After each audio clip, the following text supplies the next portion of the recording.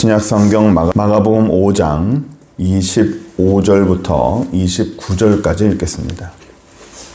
12해를 혈루증으로 알아온 한 여자가 있어 많은 의사에게 많은 괴로움을 받았고 가진 것도 다 허비하였으되 아무 효험이 없고 도리어 더 중하여졌던 차에 예수의 소문을 듣고 무리 가운데 끼어 뒤로 와서 그의 옷에 손을 대니 이는 내가 그의 옷에만 손을 대어도 구원을 받으리라 생각하밀려라.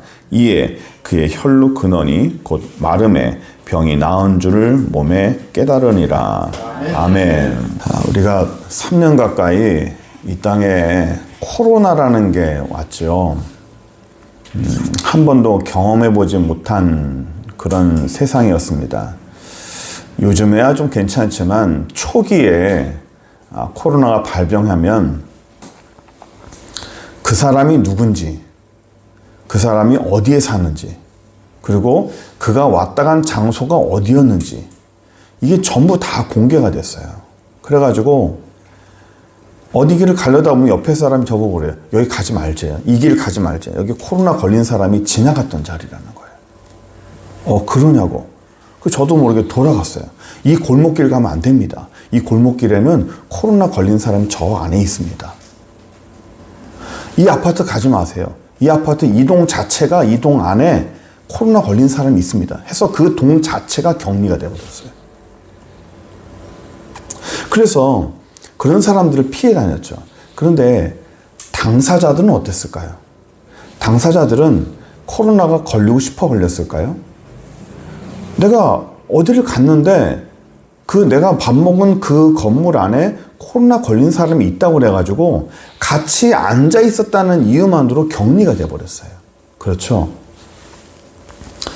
그래가지고 이게 격리되고 사람들이 다니지 않고 이런 걸로 인해서 우리나라 자영업자들이 정말 많이 어려워졌죠.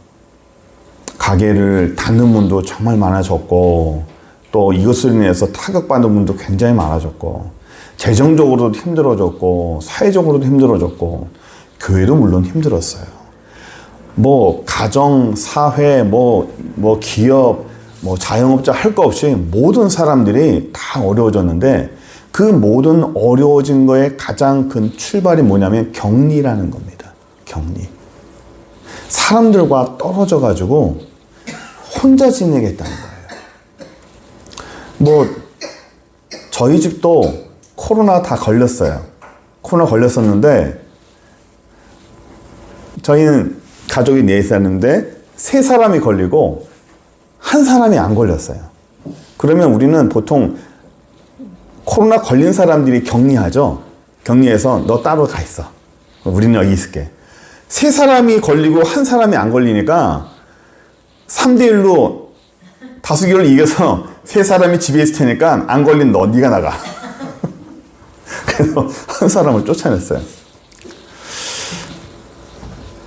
걸렸든 안 걸렸든 이 격리라는 거는 사회에서 가족에서 이렇게 따로 떨어져 가지고 사람들로 하여금 지시를 받고 좀 불안해하고 가까이 있기 힘들어하고 이런 것들은 참 힘든 거예요. 오늘날 이 땅에서 우리가 코로나라는 이거를 지나가면서 사람들이 잃어버린 게 너무 많아요. 사라진 것들이 너무 많습니다. 그 사라진 것들을 좀 한번 회복하고 싶은 마음이 있는 거예요. 그래서 오늘 우리가 제목도 회복이라는 단어를 저는 쳤어요. 저는 예수 믿는 것 중에서 가장 큰 축복이 저는 회복이라고 믿어요.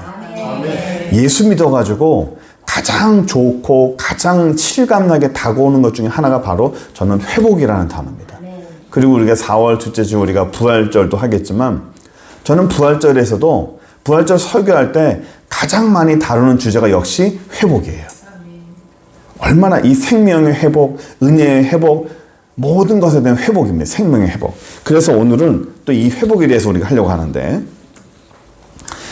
이 결핍된 문제들을 우리가 따라가면서 말씀을 전해보도록 하겠습니다.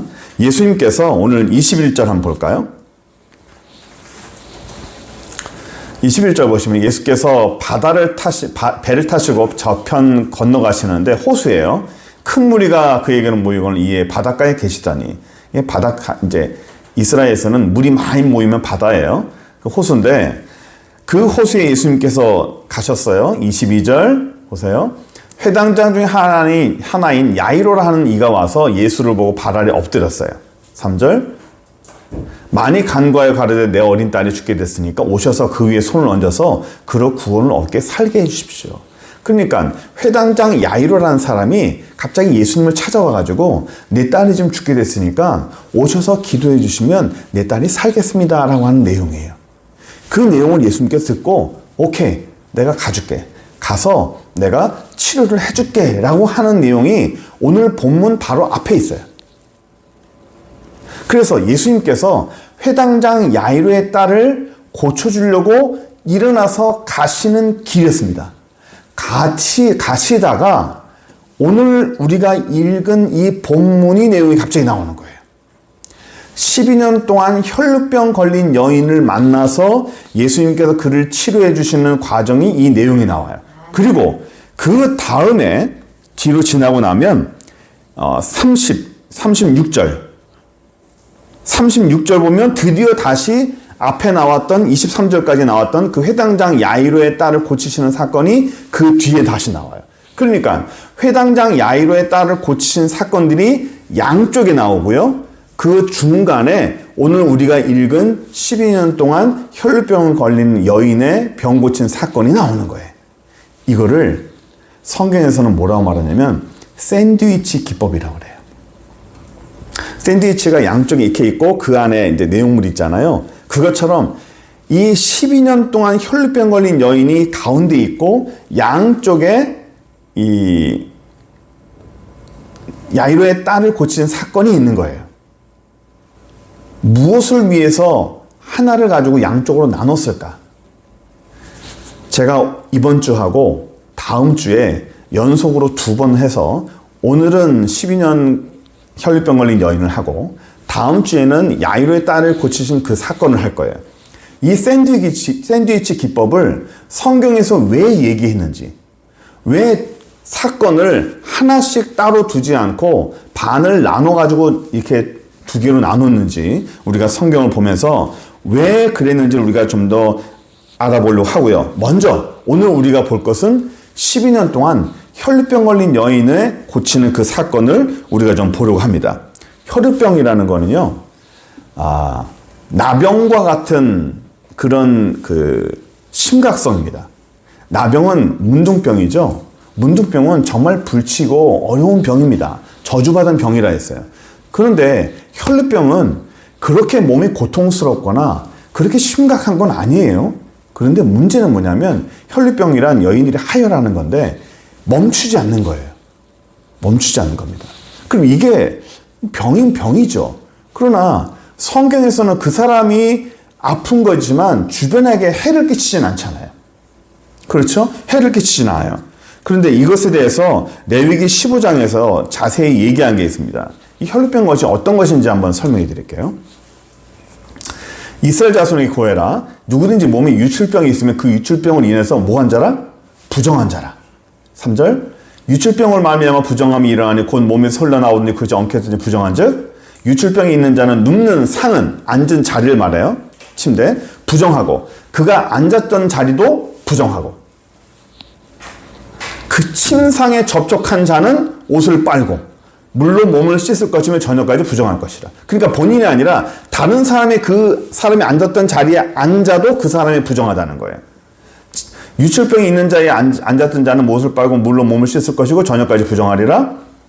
유출병이 있는 자의 몸을 접촉한 자, 몸이 닿는 사람, 옷을 빨고 물로 몸을 씻을 것이고 저녁까지 부정하리라. 유출병이 있는 자가 정한 자에게 침을 뱉으면 그 정한 자는 옷을 빨고 물로 몸을 씻을 것이고 저녁까지 부정할 것이다. 유출병이 있는 자의 탔던 안장도 다 부정하고 그 몸 안에 닿았던 접촉한 자는 다 저녁까지 부정하고 그런 것을 옮기는 자는 옷을 빨고 물로 몸을 씻을 것이고 저녁까지 부정하다. 이 부정하다는 것이 본인만 부정한 것이 아니라 다른 사람까지 부정한 거예요. 그러니까 이거를 쉽게 이해하려면요. 전염됐다 생각하시면 돼요. 전염됐다. 그 사람이 접촉한 사람은 그날 저녁까지 전염된 거예요. 부정해지면 내가 이 사람이 앉았던 자리에, 부정한 사람이 앉았던 자리에 내가 모르고 앉으면 나도 부정해져요? 내가 부정해지면 그 사람이 부정해지는 거가 똑같은 레벨로 나도 부정해지는 거예요. 그러면 나하고 접촉하거나 내가 앉았던 사람도 다 부정해지는 거예요. 그러니까 코로나에 이런 전염한 거 똑같은 상황이에요. 그러면 부정해지면 뭐가 달라지느냐? 이렇게 전염되는 것도 있지만 이스라엘에서 사람이 부정해지면 사람과 대인관계가 안 되죠. 그것보다도 이 사람들이 가장 결정적으로 타격을 받는 건 뭐냐면 예배를 못 드려요. 예배를. 하나님 전에 나올 수 없습니다. 뭐 우리가 생각해 하나님 전에 나올 수 없어? 뭐 땡기지 뭐. 한 번 빠지지 뭐? 라고 생각하겠지만 뭐 그날 쉬지? 라고 생각하겠지만 당시 이스라엘에서는 종교와 사회와 정치가 하나예요. 예배를 못 드린다는 것은 사회생활을 전혀 못한다는 겁니다. 문화생활도 안 되고 경제생활도 아무것도 안 된다는 거예요. 그러니까 곧 부정하다는 얘기는 경제, 사회, 문화, 정치, 그 어떤 인간적인 생활을 아무것도 못한다는 겁니다. 우리가 코로나 걸렸을 때 집 밖으로 나오면 돼야 안 돼요? 안 됐었죠. 집 밖으로도 못 나갔어요. 뭐 그 사람 그 폰에다가 그걸 심어놔가지고 어디를 이동하면 법으로 걸렸습니다. 그것과 똑같아요. 코로나와 똑같습니다. 집 밖으로 못 나가요. 누구도 못 만나요. 만나면 그 사람은 부정해지는 거예요. 그러면 가족은 어떨까요? 가족. 내 가족. 내 가족이 같이 옆에 있으면 그 가족은 전염될까요? 안 전염될까요? 전염되죠. 부정해지는 겁니다. 그럼 어떻게 해야 될까요? 가족을 내보내야 되나요? 야, 내가 부정하니까 내가 이 집에 살 테니까 너희들은 나가 살아. 어디서 나가 살아? 나 상관없어. 니들 다 나가 살아. 이렇게 하나요? 아니에요. 저는 간혹 가다 이렇게 감기가 걸리잖아요? 감기가 걸리면 전 집에 안 가요. 집에 안 가고 교회에서 잡니다. 왜? 집에 가면 가족들한테 전염될까봐 그냥 혼자서 문 딱 닫고 그냥 못 들어오게 하고 그냥 여기 있어요. 그게 부모의 마음이고 가족의 마음이잖아요. 이 사람은 12년 동안 알았어요. 남편이 있었을 것이고 자녀들도 있었을 것이에요. 어떻게 할까요? 가족을 위해서 내가 따로 격리를 해야겠죠. 따로 나와 사는 거예요. 다른 사람들과 부딪히지 않을 그런 장소에, 그런 집에, 그런 방에 따로 사는 거예요. 몇 년 동안? 12년 동안. 가족들하고도 못 만나요. 만날 수가 없어요. 가까이 가면 안 돼요. 왜? 전염되니까. 부정해지니까. 그래서 가까이 가지도 못하고 만지지도 못하고 사회생활도 못하고 아무것도 못하는 거예요. 이렇게 되면 대부분이요. 그 병을 고치려고 여러 가지 약을 쓰겠죠. 이런저런 약을 많이 썼을 거예요. 뭐 오늘 본문 보니까 그 26절 볼까요? 26절. 26절 보시면 많은 의사에게 많은 괴로움을 받았고 가진 것도 다 허비하였다. 그리고 아무 효험도 없었다. 그리고 더 중요했다는 거예요. 병을 고치기 위해서 이것저것 해봤는데 돈이 너무 많이 들은 거예요. 그렇죠? 진척이 전혀 없어요. 우리 여기 연세 드신 분도 있으시는데 지난번에 통계 나온 게 있던데요. 나이 65세부터 사망할 때까지 평균 그 사람한테 드는 평균 의료비가 8,100만 원이랍니다. 65세부터 사망할 때까지 평균 기록이. 훨씬 더 많은 사람도 있겠죠. 평균이. 그런데 거기에 예를 들어서 암이 걸렸다. 암에 걸리게 되면 암으로 사망한다라고 하면 그 8,100에 곱하기 2. 상당히 많은 돈이 들어가죠. 그러니까 가세가 기우는 거예요.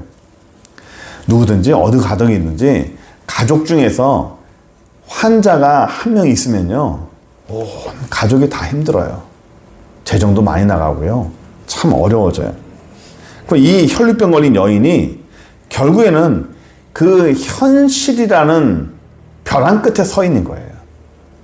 돈도 다 썼죠. 사람들 만날 수도 없죠. 먹고 살기도 물론 힘들겠고요. 우리가 25절, 26절 다시 한번 볼까요? 26절 보시면 많은 사람에게 괴로움 받았고 가진 것도 다 허비하였고 아무 효험도 없고 도리어 더 중하여졌었다. 치료를 받았었는데도 재정이 나은 게 없고 몸도 나아진 게 없다. 몸이 아픈 것보다도요, 사회적으로 격리됐다는 것 자체가 그 사람한테 참 상처가 되는 겁니다. 우리나라 사람들이 초기에 코로나를 이렇게 걸렸을 때 사람이 정말 괴롭고 두려워했던 게 뭔지 아세요? 코로나라는 그 병이 두려운 게 아니었어요. 코로나 걸리면 어떡하지? 그거 걸려서 죽으면 어떡하지? 이것 때문에 두려워한 게 아니고요. 코로나 걸리게 되면 내 신분이, 내 생활이, 내 동선이 다 오픈된다는 것. 그리고 나로 인해서 다른 사람들이 피해를 본다는 것.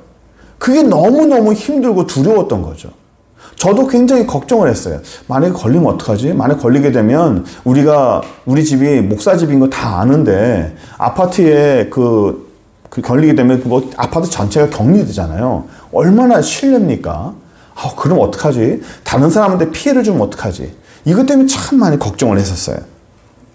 그런데 이분 이 12년 동안 그런 일을 당해오고 지나왔으니까 얼마나 많은 스트레스가 있겠습니까?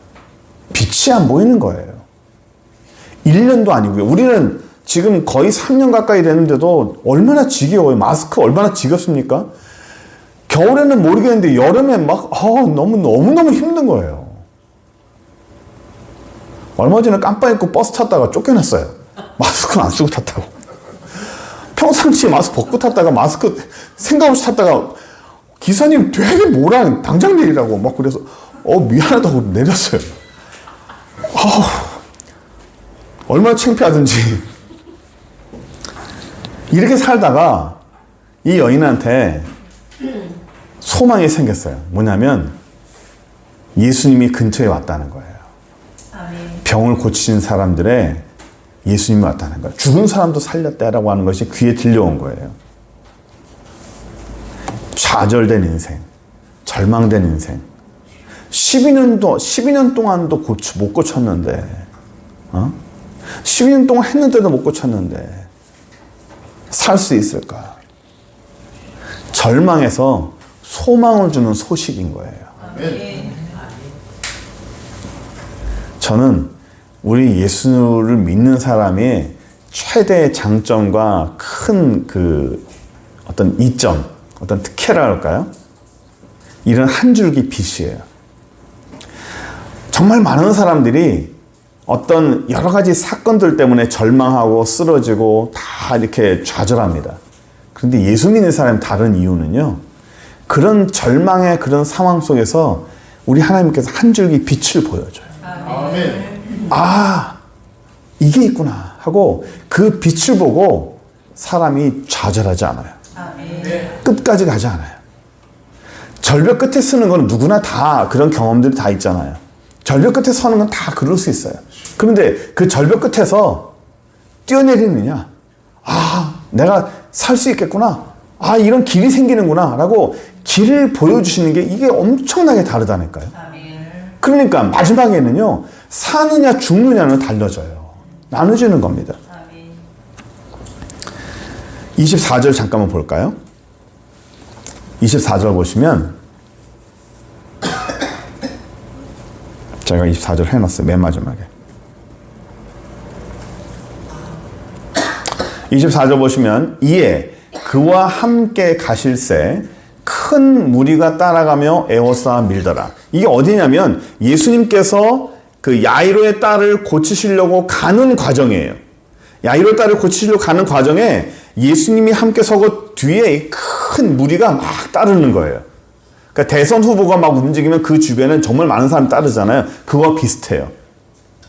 예수님을 어떻게든 옹립하려고 따는 사람들이 되게 많죠. 병을 고치려는 사람도 있었고 예수님한테 가르침 받으려고 하는 사람도 있었고 하여튼 무리가 엄청난 군중이 있었어요.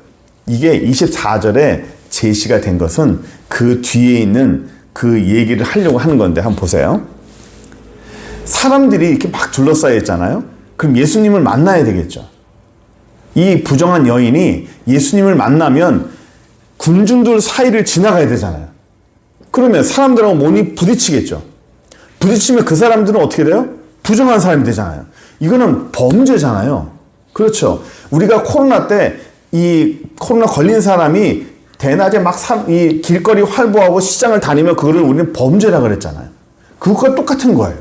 그러면 이 사람은 범죄인데 사회에서 이런 사람들에게 제시한 방법이 있어요. 부정한 사람들은 사람들이 만약에 밖에 나오잖아요. 어쩔 수 없는 상황에서 밖에 나왔을 때 그 사람하고 마주치면 말을 해야 돼요. 소리쳐야 돼요. 나는 부정한 사람입니다.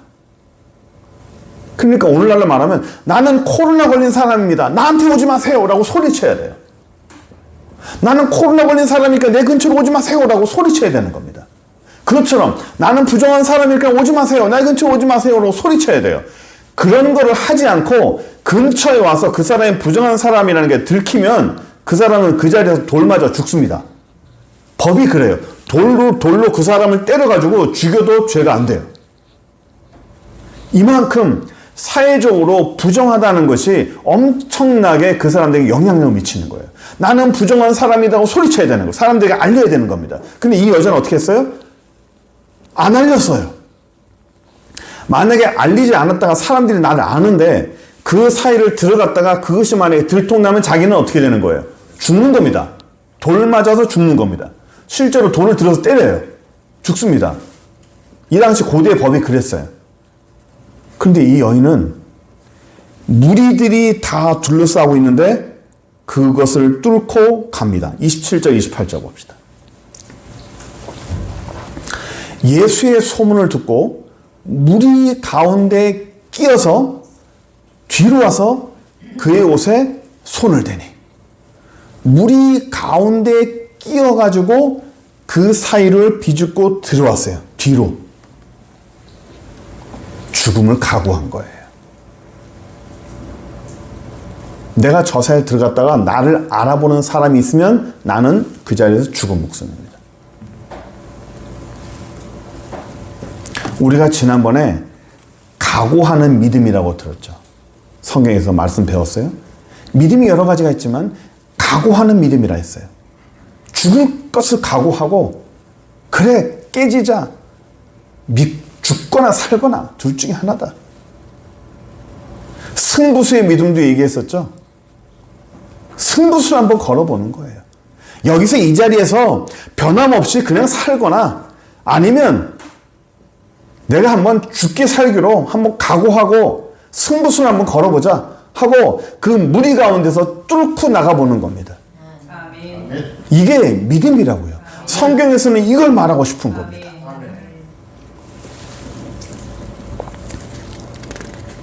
아, 목사님, 저는요, 성격이 그렇게 배짱이 없어요. 저는 그렇게 용기 있는 사람이 아닙니다. 전 용기가 없어서요, 그런 거 잘 못해요. 그거는 성격이고, 그건 인간적인 배짱이에요. 성격이 약할 수도 있고, 배짱이 없을 수도 있어요. 성경에서는 성격을 말하지 않아요. 배짱을 말하지 않아요. 믿음 안에서의 행동과 결단을 얘기하는 거예요. 목사님, 그게 그거 아닙니까? 완전히 달라요. 성격으로는 못해요. 나는 배짱이 없어서 못해요. 그러나 하나님 안에서 믿음이라는 그 상황 속에서 내가 믿음의 결단을 하겠다라면 그 사람은 합니다. 이게 믿음의 각오라는 거예요. 여러분들이 볼 때 제 성격이 어때 보여요? 제가 굉장히 활발해 보여요. 어느 분이 그렇더라고요. 목사님 굉장히 활발해 보이시고 굉장히 힘이 있어 보이십니다. 저는요, 어릴 때부터 저희 집에서, 저희 동네에서 제가 벙어리인 줄 알았어요.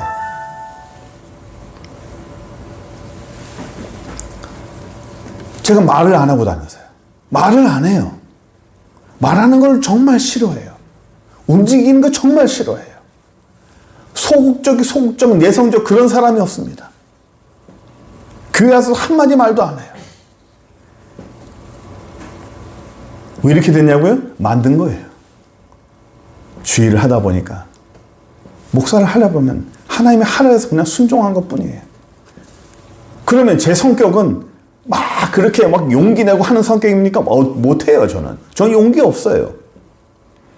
그런데 하나님 앞에서 믿음의 결단을 내리거나 믿음의 선택을 하거나 어떤 결정을 내릴 때는요, 저는 믿음에 각오하는 믿음을 합니다.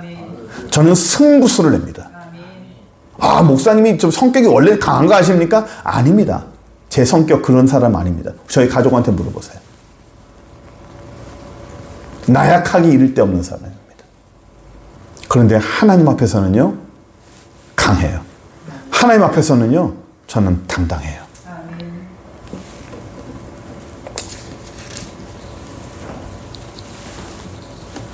이 여인이 예수님에게 와서 그런 당당하고 그런 각오하는 믿음으로 그런 승부수를 내는 그런 믿음으로 그래 한번 죽게 하면 살기다.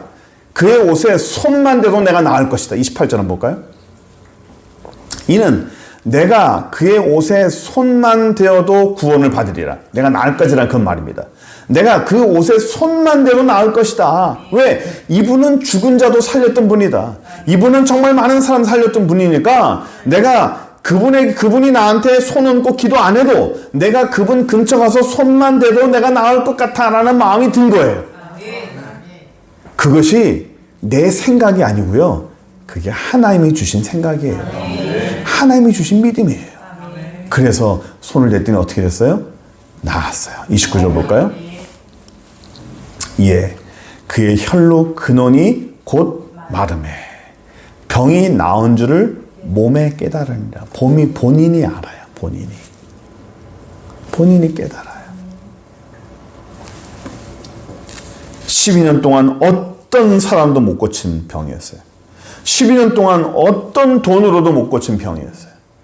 그 힘든 것이 예수님의 능력으로 한 번에 낫는 거예요. 그 사실을 아는 순간 이 여인이 얼마나 떨었는지 몰라요. 사실은 이 28절, 29절 이후에 더 많은 얘기들이 있어요. 예수님과의. 근데 그거를 우린 좀 여기서 좀 자르려고 그래요. 제가 하려고 하는 거는 그 뒤에까지 아니라 오늘 회복에 대한 주제이기 때문에 그렇습니다. 오늘은 28절까지만 하려고 그러는데 여기서 우리가 성경에서 강조하려고 하는 한 가지 단어는 뭐예요? 회복이라는 겁니다. 이 여인은 건강만 회복한 게 아니에요. 건강만 회복한 것이 아니라 이것이 부정한 것이 사라지면서 사회 관계도 회복이 된 거예요. 그런 사회 관계 회복되면서 어떻게 돼요? 가족들 간의 관계도 회복이 되는 거예요. 이런 사회와 가족 간의 관계가 회복되면 그 다음에 어떻게 되는 거예요? 이제는 돈도 이제는 회복이 되는 겁니다. 돈 얼마나 많이 잃어버렸어요. 예? 그 잃어버린 것들을 다 회복이 되는 거예요. 저는 예수 믿어서 우리 주님이 주시는 축복의 그 회복 중에서 하나님이 우리에게 주시는 더 큰 회복이 저는 가장 우선순위 되고 정말 가장 가치 있다고 생각하는 회복이 어떤 거냐면요. 시간의 회복이에요. 잃어버린 시간이요. 여러분, 시간을 잃어버렸다는 거, 놓쳐버렸다는 거, 어느 한 기간을 내가 통째로 잃어버렸다. 이 기간 동안에 내가 너무나 많이 망가졌다. 그 기간 동안에 내가 많이 사라진 시간이라는 게 있어요. 시간이라는 것. 저는 살면서 시간을 벌 수 있다. 시간을 내가 세이브 시킬 수 있다 하면 저는 어떤 거든지 저는 투자합니다. 가장 고귀하게 투자할 만한 가치가 있는 것이 시간이에요. 그런데 시간을 우리가 벌 수 있나요? 옥사님, 지나간 시간을 어떻게 봅니까? 시간은 지나간 거 아닙니까? 아니에요. 지나간 시간 가운데서 내가 잃어버렸던 것들이 있어요. 그 잃어버렸던 그 시간들을 우리 주님께서 회복시켜 주시는 거예요. 아멘. 제가 나중에 요나서 하면서 그 잃어버린 시간을 제가 한번 할 텐데 이 땅을 살면서 내가 놓친 시간들이 얼마나 많아요. 얼마나 아까운 것들이 참 많습니까? 무의미하게 보냈다. 잃어버렸다. 그 무의미한 시간을 하나님께서 나중에 내한테서 채워주시는 거예요. 이거를 여러분들한테 어떻게 설명을 해 제가 좀 어렵지만 시간의 회복이 반드시 있다는 거예요. 과거로 돌아가느냐? 아니에요. 과거로 돌아간다는 것이 아니라 지나갔던 과거의 그 시간만큼 하나님께서 다시 회복시켜 주신다는 겁니다. 예수 믿는 축복이, 예수 믿는 기쁨이 저는 이런 거라 생각합니다.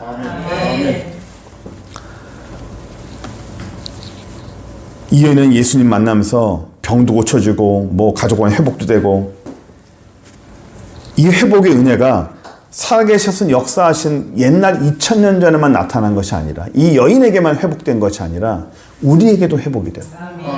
예수 믿는 모든 사람들이 회복되는 것이 현실이고 그것이 팩트예요. 제가 가장 존경하는 한 분이 계셔요. 그분이 누구냐면 이어령 교수님이에요. 이분이 2022년도에 작년에 2월 26일에 돌아가셨어요. 별세하셨어요.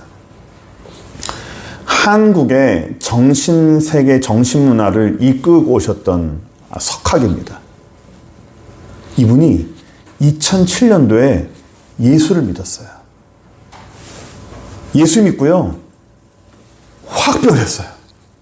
우리 아시죠? 예수 믿으면 인생관 자체가 변하고 모든 게 다 변해버리잖아요. 지금까지 내가 중요하게 생각했던 것들이 다 허물없는 것이고, 다 헛것이고, 새로운 인생이 시작되잖아요. 이분도 그랬어요. 지금까지 집필해 오던 모든 글들 얼마나 정말 탁월합니까? 예? 대단한 글들이잖아요. 그런데 이분이 예수 믿으면서, 이분이 글을 지면서 이제는 우리의 정신세계나 우리의 뭐 이 땅에 있는 것이 아니라 하나님 나라의 영적인 것을 추구하기 시작했어요. 성경에 얼마나 귀하고 놀라운 것인지 그 영적인 생명을 이분이 글을 쓰기 시작했어요. 그래서 이분이 쓴 글 중에서 이런 글이 있어요. 지성에서 영성으로. 지금까지는 지성이 최고인 줄 알았다. 지성이 이 땅에서 최고라고 생각하고 그것을 위해서만 이렇게 살아왔는데, 예수 믿고 보니 그게 전부가 아니고 그건 일부였고, 우리의 본질은 영성이었다. 우리가 본래 돌아갈 곳과 우리가 본래 추구해야 할 것은 지성이 아닌, 육신의 지성이 아닌 영성이었다라고 말하는 거예요. 그분의 글이 점프했어요.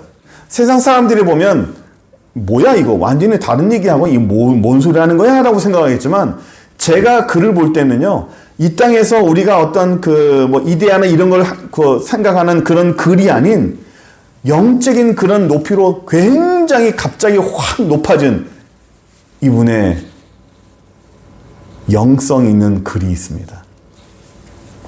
예수 믿고 육신의 사람이 아닌 영의 사람으로 회복하는 것이 축복이다라고 말하고 있어요. 여러분들이 시간 되시면 책을 사서 한번 보세요. 지성에서 영성으로. 예수 잘 믿고 회복의 은혜가 있는, 축복이 있는 여러분 되기 바랍니다. 그리고 제가 한 분을 더 소개하려고 해요. 이분은 지금 현재 한양대 성악과 교수로 재직하고 계시고요. 저하고 어릴 때부터, 유년주일학교 때부터, 유치부 때부터죠, 같이 이렇게 자라왔고, 성가대도 계속 오래 해왔고, 제가 이제 목회로 신학교로 가면서 교회를 떠나면서 이제 헤어져서 모르는데, 안 좋은 소식이 있었어요. 이분을 대상으로 한 영화까지 나왔더라고요. 한번 타이틀 한번 볼까요? 더 테너라고 영화가 나왔었어요. 이분의 영화가. 그러니까 이 사람이, 물론 제 후배지만, 이분의 영화인데 이 사람의 그 영상을 잠깐 보면서 하나님이 이 사람을 어떻게 회복시켜 주는지를 우리가 잠깐 보고 말씀을 정리하겠습니다.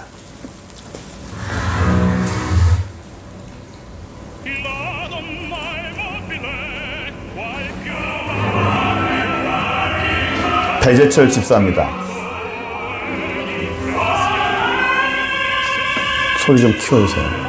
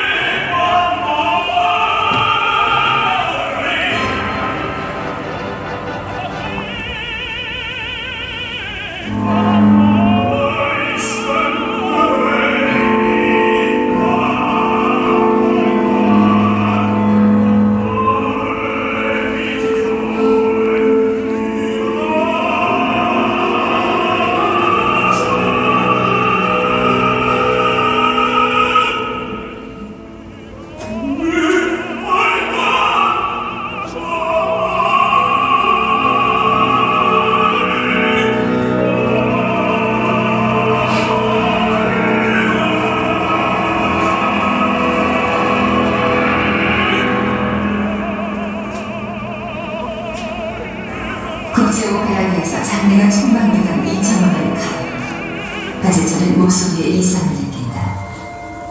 병원에서는 갑상선에 혹이 있다는 장래가 진단을 촉망되던 2005년 정밀 검사 결과 바제처는 목소리에 이상을 느꼈다.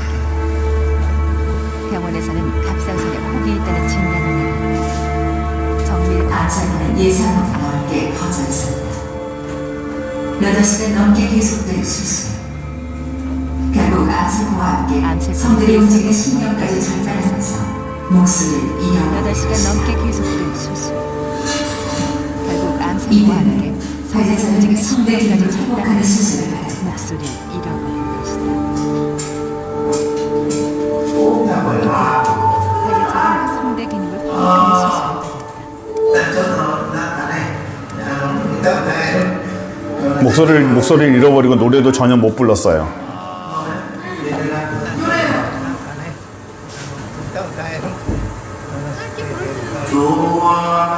하나님 지으신 모든 세계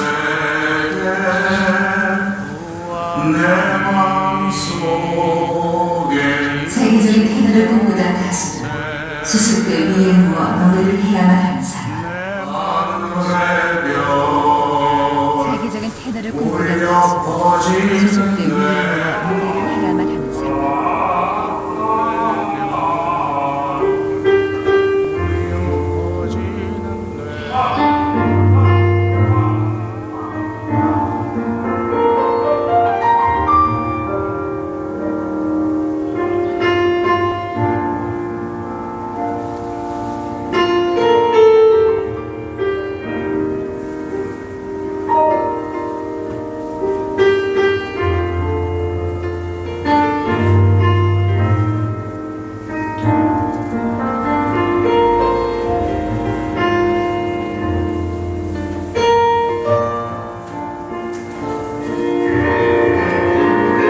수술 받고 첫 찬양이에요.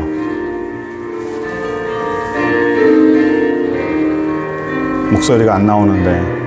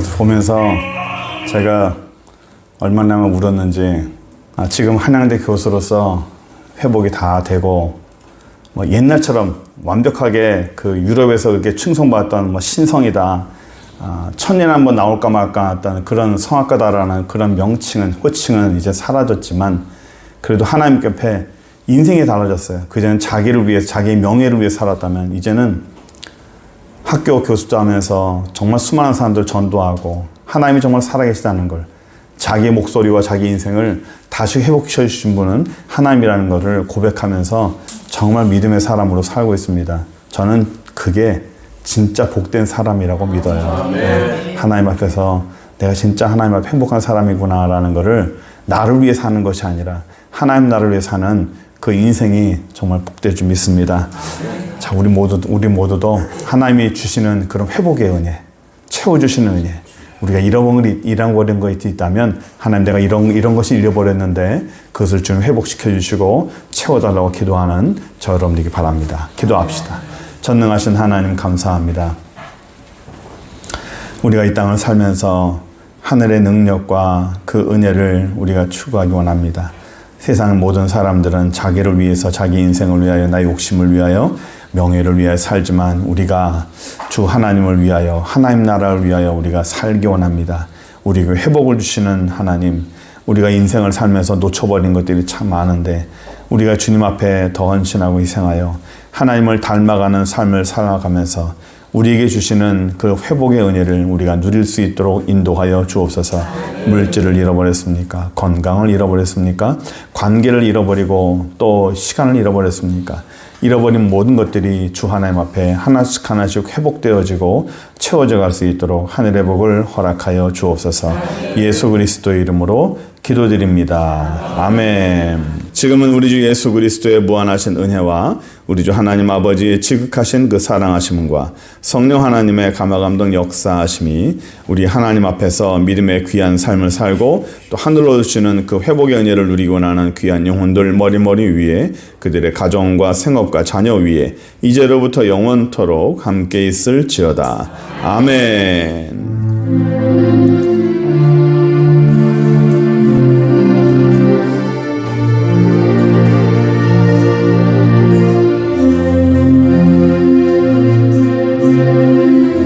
창세기 22장 1절에서 9절까지 저하고 같이 교독하겠습니다. 아브라함이 이삭을 바친 사건입니다.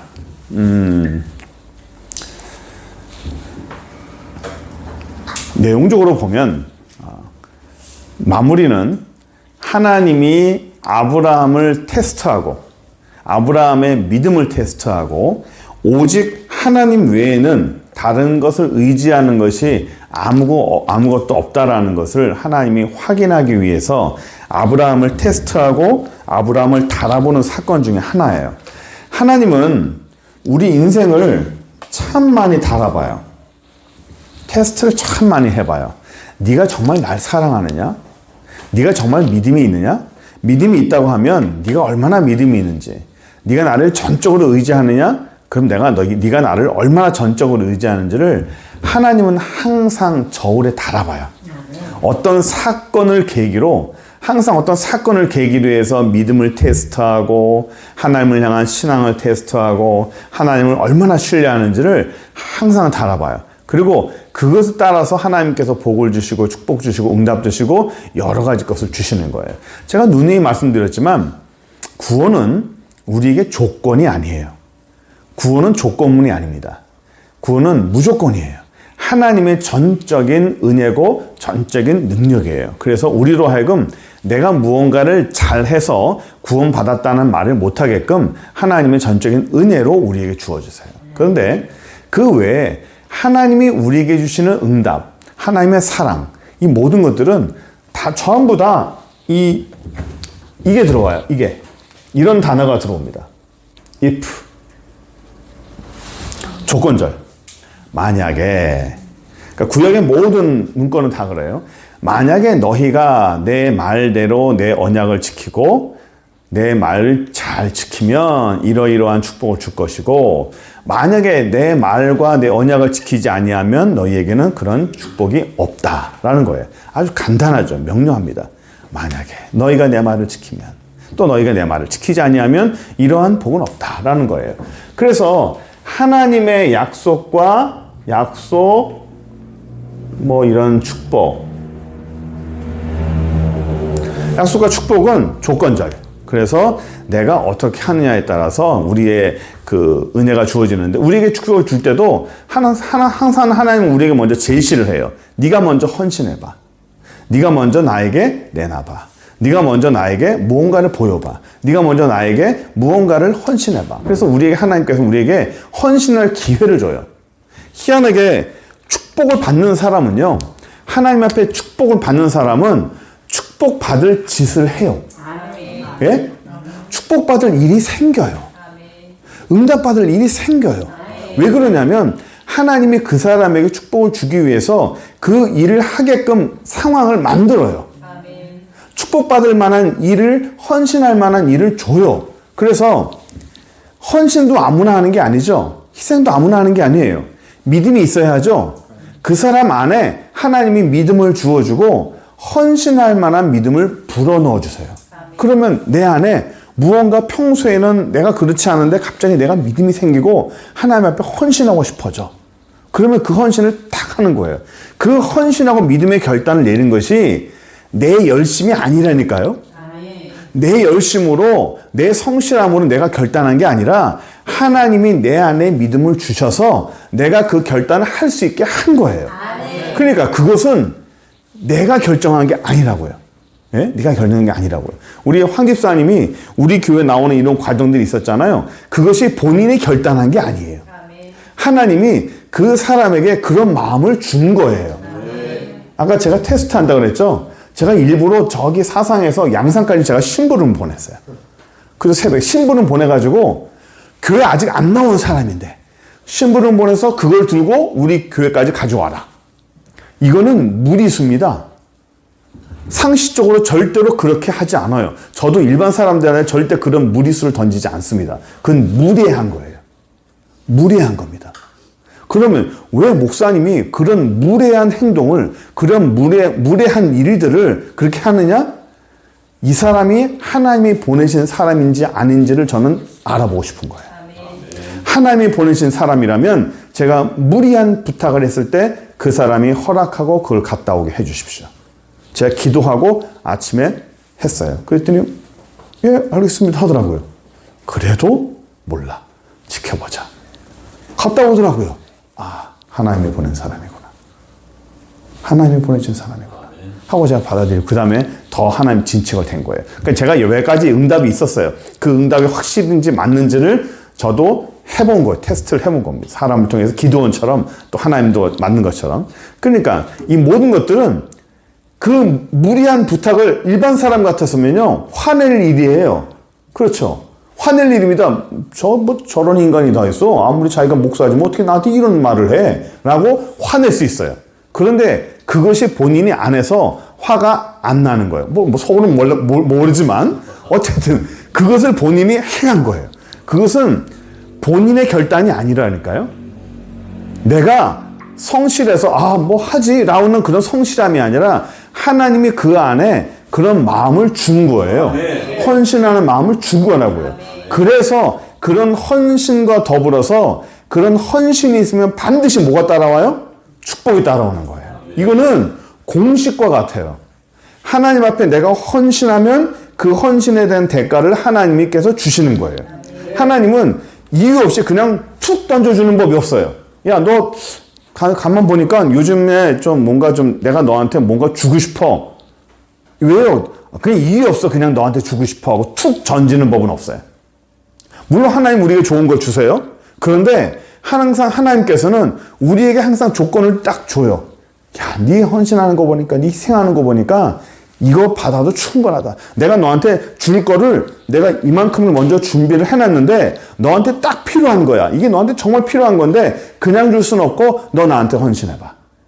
너 나한테 이거 한번 희생해봐.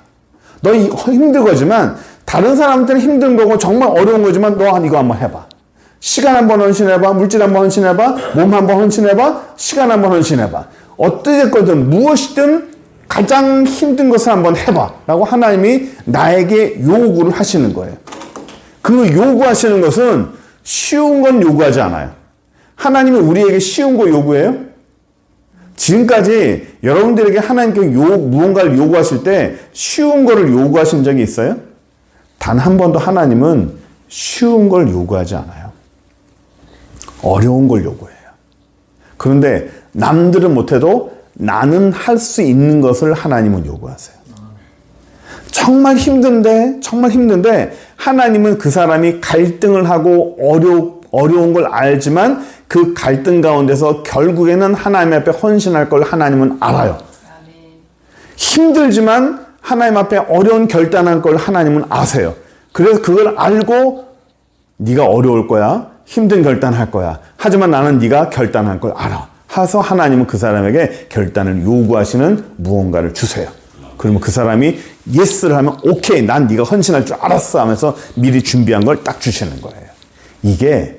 이게 하나님과 우리 사이에 오가는 헌신과 축복의 상관관계예요.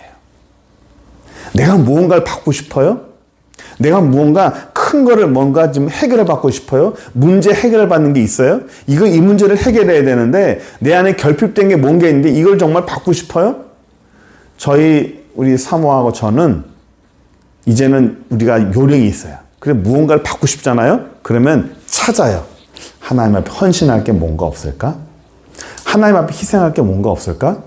하나님의 기분을 시원하게 만들 게 뭔가 없을까? 찾습니다. 찾다가 가만히 있다가 뭔가 탁 나타나면 오케이, 이거 헌신하자 해가지고 탁 헌신하는 거예요.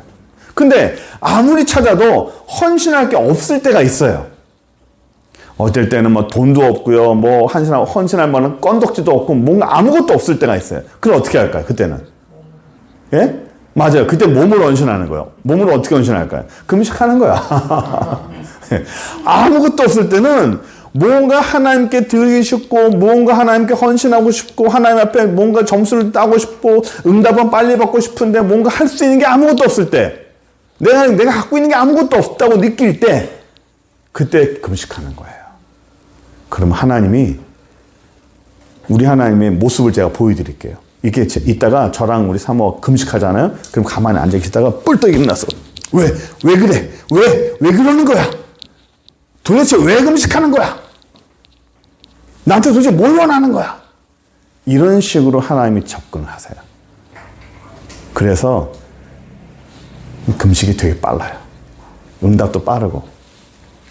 근데 지난번에도 우리 사모님 금식했는데 결과가 뭐냐면 이제 나이 들어서 못하겠다. 너무 힘들다. 몸이 버거워요. 이제는 몸이 버거워. 네, 버거운데 그래도 하나님이 시키면 해야죠. 그렇죠? 시키면 해야 돼요. 그래서 이 모든 것들은 아브라함이 이삭을 헌신하고 이삭을 드리는 것은 아브라함이 뭔가 받아서가 아니에요. 하나님이 이삭을 요구하는 거예요. 네가 가장 아끼고 네가 가장 어려운 것을 하나님이 드리는 거예요. 그래서 우리는 근데 한 가지 우리가 좀 생각해 볼 게 뭐냐면 아버지와 아들이죠. 그렇죠? 아버지와 아들이에요. 아버지와 아들은 피로 맺은 관계입니다. 한 몸인 것 같아요. 그런데 우리는 아버지가 아들을 죽여서 제물로 바친다. 이거는 우리가 성경을 보면서 뭐 그럴 수도 있겠거니 라고 생각하겠지만 상식적으로 한번 보세요. 이게 말이 되는 일인가? 사람이 사람을 제물로 바친다? 그것도 누구요? 아들을? 이거는 몰상식입니다. 진짜 까놓고 예? 한 발 뒤로 물러서서 성경을 바라볼 때 이건 몰상식이고 이건 비상식이에요. 있을 수가 없는 일입니다. 근데 그걸 누가 요구했어요? 하나님이 요구했다고요. 하나님이 아버지에게 너 아들 죽여. 나한테 바쳐. 뭐 이런 게 다 있어. 그게 하나님이야? 라고 생각할 수도 있어요. 아니 어떻게 하나님이라는 분이 아버지가 아들에게 자기 아들을 죽이라는 말을 할 수 있어요. 이거는 있을 수가 없는 일이잖아요. 그렇죠? 우리는 성경을 보면서 한 번도 그런 비판, 그런 생각 해본 적 없습니까? 어떻게 이런 일이 있을 수가 있을까? 성경을 보면 하나님 이상한 분이다 라고 생각할 수 있어요. 그런데 제가 여러분들에게 그 이유를 설명해 드릴게요. 우리가 성경을 보면 신학이라는 거를 학교에서 신학교를 가면요. 문화사라는 걸 배웁니다. 이스라엘 문화라는 걸 배워. 고대 문화, 정신 문화, 고대의 종교 이런 걸 쭉 배워요. 배우면 거기에 이런 단어가 있어요.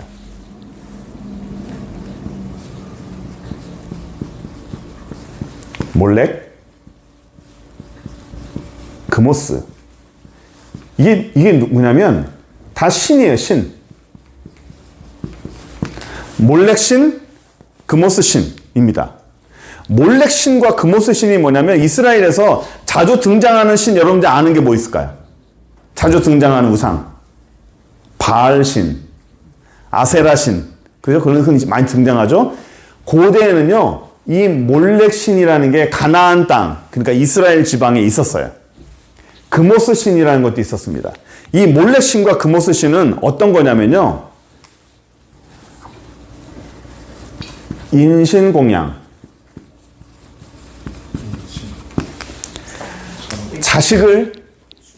자식을 죽여가지고 불에 태워서 신에게 드리는 공양하는 거예요.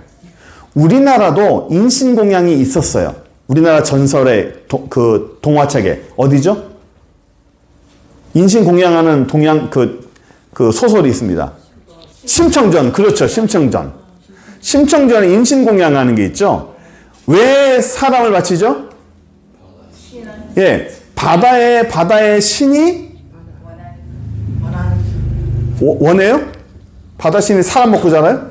왜냐하면 바다의 신의 노여움을 풀기 위함이었어요. 그 당시에 그 서해안 그쪽에 파도가 너무 많이 치니까 너무 많이 죽어서 대신 이 사람을 바칠 때니까 나머지 사람을 살려주십시오라고 하는 신의 분노를 가라앉히기 위함이에요. 그 목적이 보세요. 인신공양에 목적이 있어요. 첫 번째는 뭐냐면 신의 분노를 가라앉히기 위함입니다. 두 번째는 또 뭐가 있을까요? 신의 분노. 그 다음에 인신공양할 때 두 번째 제일 큰 목적 중에 하나가 뭐냐면 전쟁의 승리예요. 인신공양할 때 제일 힘든 거잖아요. 그러니까 고대에는 이렇게 주로 했어요.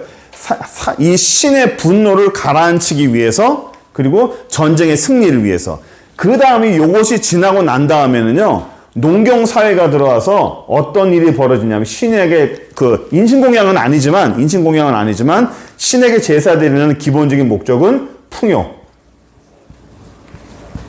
풍요를 위해서 제사를 드렸습니다. 그러나 여기까지 몰렉 신과 그모스 신 자체가 인신공양하는 신이에요.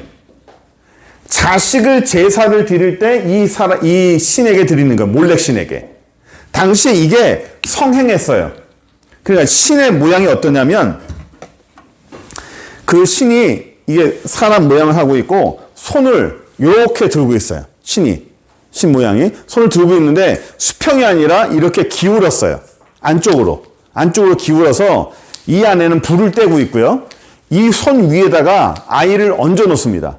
아이를 얹어 놓으면 이게 불이 달궈져 가지고 손까지 뜨겁거든요. 그러면 이 달궈진 이 손 위에 아이가 뜨겁다고 발버둥을 쳐요. 그러면 이 안으로 굴러 떨어집니다. 안으로 굴러 떨어져서 그 안에서 아이를 태우는 거예요. 그 불 가운데 지나간다는 내용이 바로 그런 겁니다. 당시 가나안 지역에 인신공양이 굉장히 많았습니다.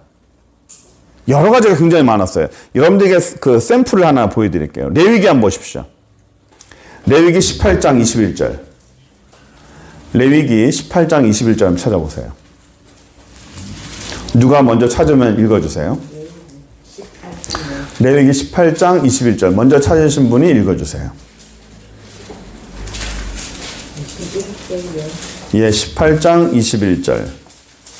너는 결단코 자녀를 몰래에게 저 불로 통과하게 하므로 내 하나님의 이름을 욕되게 하지 말라. 나는 여호와니라. 예. 너의 자녀를 몰렉 신에게 바쳐가지고 불 가운데 통과하게 하지 말아라. 불 가운데 되지 마라. 왜? 하나님은 그런 거 싫어한다라는 거예요. 보세요. 그럼 열왕기하 16장 3절 보세요. 여기서 열왕기하 16장 13절, 이쪽에서는 열왕기하 17장 17절. 이쪽은 열왕기하 17장 17절, 이쪽은 열왕기하 16장 3절. 먼저 찾는 사람 읽어보세요. 열왕기하 16장 3절. 이스라엘 여호와는 신령을 하여 또 여호와께서 이스라엘 자손을 앞에서 쏟아내신 이방 사람이 가정의 일을 따라 자기 아들을 불 가운데로 지나게 하여 자기 아들을 뭐 어디요? 불 가운데로 지나가길 마라. 17장 17절.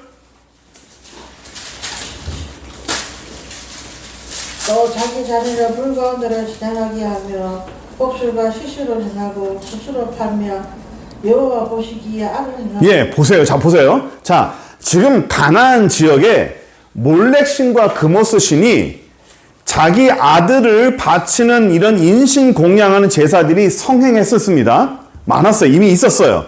그런 상황 속에서 하나님이 아브라함에게 명령하는 거예요. 너의 아들을 나에게 바쳐라.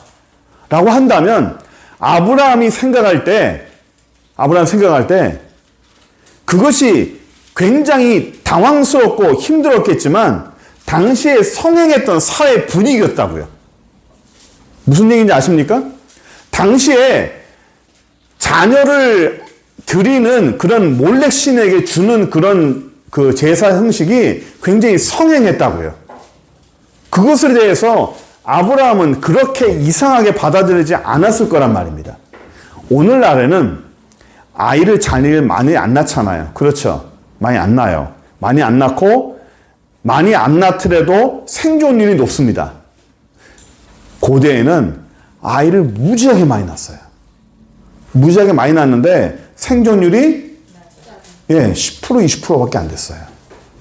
그러니까 얘가 태어나도 살지 죽을지는 모르는 거예요.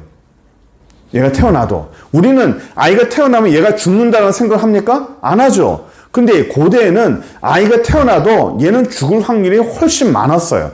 그러니까 이래 죽나 저래 죽나 뭐 우리에게 더 이익을 주면 좋은 거죠. 근데 노년에 아들을 낳았지만 하나님이 아브라함에게 네 자녀를 나에게 줘라. 아브라함이 뭘 들고 왔어요? 나무와 불을 들고 갔죠? 예? 나무와 불을 들고 왔어요. 몰렉 신과 그모스 신에게 드리는 제사 방법이 불과 나무만 있으면 되는 거예요. 아이를 태우는 거니까. 그래서 아브라함은 오케이, 하나님이라는 분이, 여호와라는 분이 비슷하구나. 여기도 그렇고 여기도 그런데 뭐 하나님도 그랬으니까 오케이 하는 겁니다. 성경에는 안 나와 있어요. 성경에는 안 나왔습니다. 그러나 히브리서에는 보세요. 누가 히브리서 11장 19절 한번 보십시오. 히브리서 11장 19절.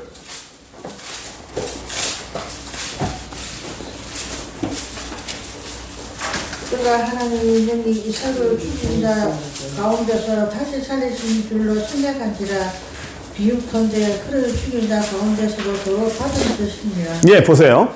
히브리서에는 아브라함이 하나님이 이삭을 다시 살릴 거를 믿었다라고 말하고 있죠.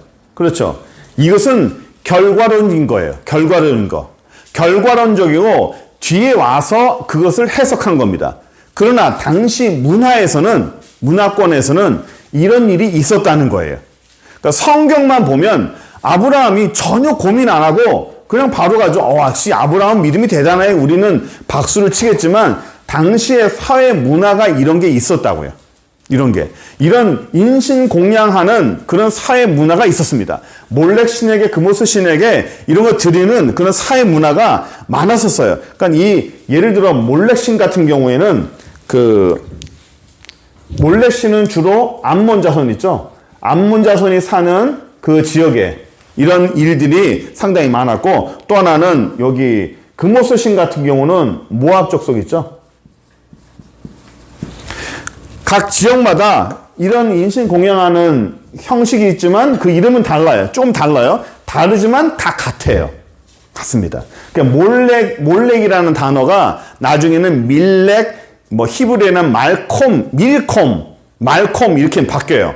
그러니까 그 영어 이름 가운데 말콤이라는 게 있어요. 말콤. 그 말콤이라는 게 사실은 이 몰렉에서 나온 겁니다. 몰렉 신, 인신 공양한 별로 좋은 게 아니죠. 그러니까 이런 결국 뭐냐면 제가 드리고 싶은 것은 아브라함이 아들을 바칠 때 그럼 하나님이 왜 너 아들을 바치라 했느냐 하면서 하나님이 어떻게 했죠? 나중에 아들을 죽이지 말라 그러죠. 왜? 죽이라 해놓고 왜 막판에 죽이려 할 때 안 죽였어요?